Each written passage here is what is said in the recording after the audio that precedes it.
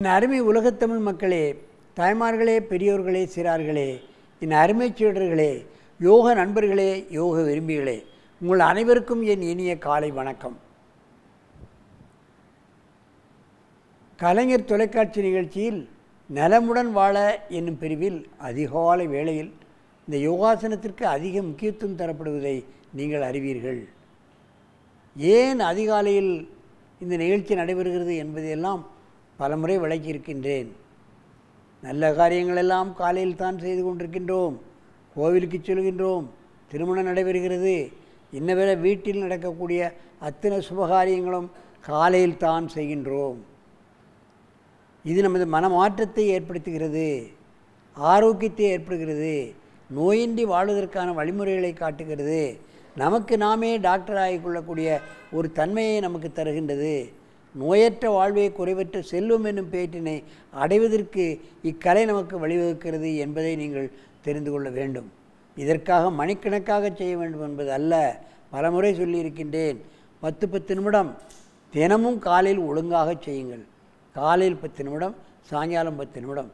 இன்றைக்கு 2 மணி நேரம் செய்துட்டு ஒரு வாரம் 10 நாள் கழித்து திரும்ப செய்வதில் அர்த்தமே இல்லை. தினம் நீங்கள் சாப்பிடுகிறீர்கள், என்றைக்காவது 2 நாள் சாப்பிடாமல் இருக்கிறீர்களா? கிடையாது. இதெல்லாம் அன்றாட காரியமாக செய்கிறார்கள். 3 வேளை சாப்பிட வேண்டிய எந்த புத்தகத்தில் அது படித்திருக்கிறீர்களா? கிடையாது.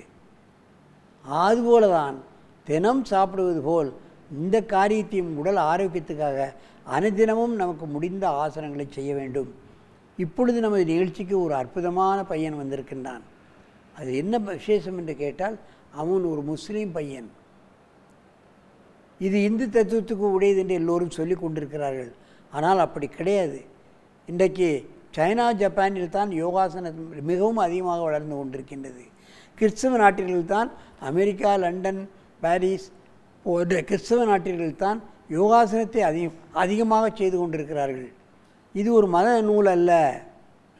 ஜாதி மத பேதமற்று ஆரோக்கியத்துக்காக செய்யக்கூடிய ஒரு கலை என்பதை நீங்கள் தெரிந்து கொள்ள வேண்டும். எனது நிகழ்ச்சியில் நான் எப்பொழுதும் மத சம்பந்தமாக இதை பேசுவதில்லை. இது ஆரோக்கியத்துக்காக உரிய கலை. இங்கே நமது ஷேக் அஷ்பாக் 13 வயது மாணவன் வந்திருக்கிறான்.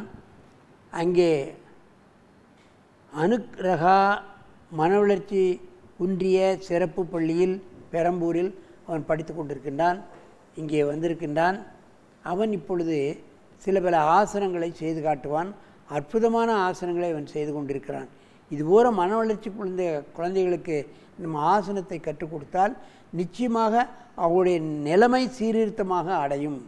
விடாமுயற்சியுடன் செய்யும் பொழுது நல்ல பலன்களே அவர்களுக்கு கிடைக்கும் என்பதை நீங்கள் தெரிந்து கொள்ள வேண்டும்.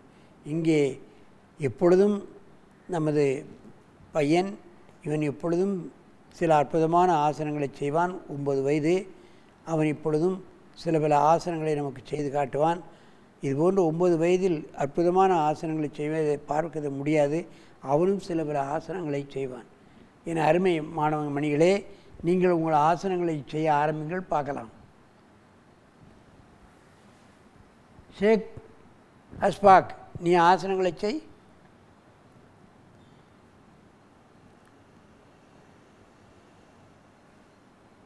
நெக்ஸ்ட்.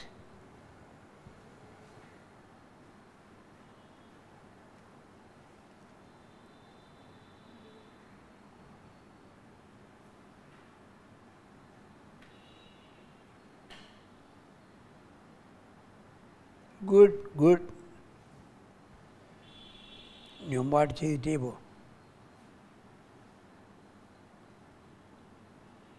எவ்வளவு அனாவசியமாக ஷேக் அஷ்பாக் செய்கிறான் என்பதை பாருங்கள்.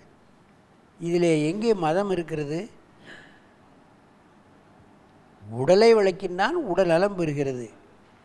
இதில் மதம் எங்கே இருக்கிறது பாருங்கள். நெக்ஸ்ட்.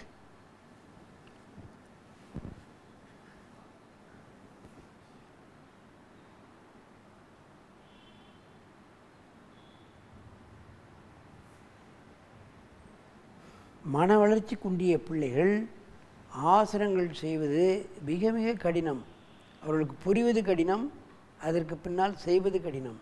பத்ம பஸ்மாசனத்தை எவ்வளோ அனாசாயமாக செய்கிறான் பாருங்கள். முட்டை நிமிருடா, டே முட்டை நிமிரு, அலாசனம் நிமிரு, இன்னும் அப்படியே 2 முட்டையும் காதுகிட்ட கொண்டு வா, சிவலிங்க ஆசனம் ஆயிடும். முட்டை மடக்கி காதுகிட்ட கொண்டு வாடா, அப்படி வா, சிவலிங்க ஆசனம்.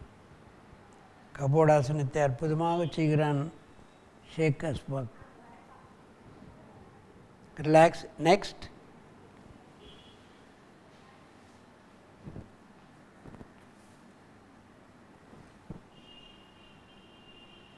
கர்ப்பாசனத்தை எப்படி செய்கிறான் பாருங்கள். தொடர்ச்சியான பயிற்சி, விடாமுயற்சியான பயிற்சி. ஆகவே தான் அவன் அற்புதமாக செய்கிறான். ரிலாக்ஸ். நெக்ஸ்ட்,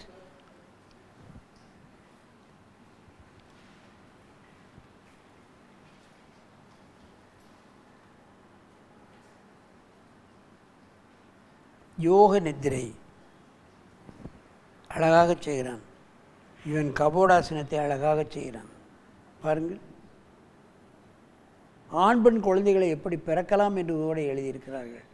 ஆனால் குழந்தைகள் அறிவாற்றல் உள்ள குழந்தைகளாகவும், அரைகுறையாக ஊமை பெண்ணாக, ஊமை குழந்தைகளாக, செவிட்டு குழந்தைகளாக, குருட்டு பிள்ளைகளாக பிறப்பதற்கு கர்ப்பப்பையில் இருக்கும் பொழுது மலம் சிக்கலோ அல்லது மலம் கழியாமலோ மலத்தை அடக்குவதாலோ தான் இது போன்ற குறைபாடுகள் வருகிறது என்று சொல்கிறார்கள். ஆகவே இதை பார்த்த பின்பாவது பெண்மணிகள் தன்னுடைய கர்ப்பப்பையை சுத்தமாக வைத்து கொள்ள வேண்டும். மலச்சிக்கல் ஏற்படாமல் பழங்கள் சாப்பிட வேண்டும். அதற்காக எத்தனையோ மலத்தை கழிக்கக்கூடிய அளவுக்கு இன்றைக்கு இயற்கை வைத்தியத்தில் இனிமாக்கப் இருக்கிறது. அதை பெண்கள் கர்ப்ப காலத்தில் கண்டிப்பாக உபயோகிக்க வேண்டும். அதை உபயோகித்தால் இது போன்ற குழந்தைகள் பிறப்பதற்கு சந்தேகமே இல்லை என்பதை கூறி உங்களிடமிருந்து விடைபெறுவது ஆசனம் ஆண்டியப்பன். வணக்கம்.